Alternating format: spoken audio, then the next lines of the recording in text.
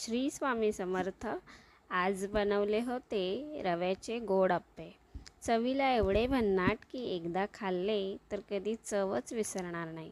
रव्याचे आप्पे ही झटपट होणारी, पौष्टिक आणि चविष्ट अशी रेसिपी आहे, जी नाश्त्यासाठी किंवा मुलांच्या डब्यासाठी उत्तम पर्याय आहे. त्याच्यासाठी मी 1 कप बारीक रवा घेतला आहे. पिकलेले केळे घेतले आहे. अजून गोडासाठी तुम्ही याच्यामध्ये साखर किंवा गूळही घालू शकता. मी इथे दोन्ही स्किप केले आहेत.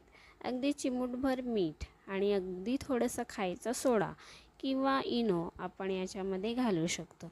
इथे मी काय केले, मिक्सरच्या भांड्यामध्ये केळी कापून घातली, मग 2-3 वेलच्या त्याच्यामध्ये टाकल्या आणि रवा घालून ते मिक्सरमध्ये बारीक वाटून घेतले.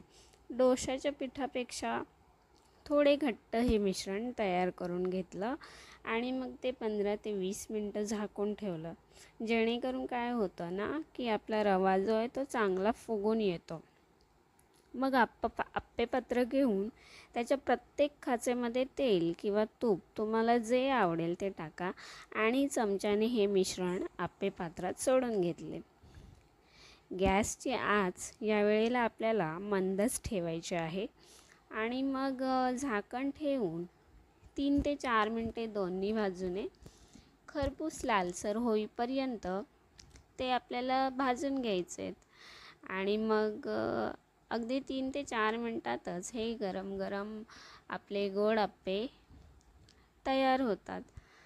तर हे आप्पे चवीला गुलगुले किंवा बालुशाहीसारखे लागतात.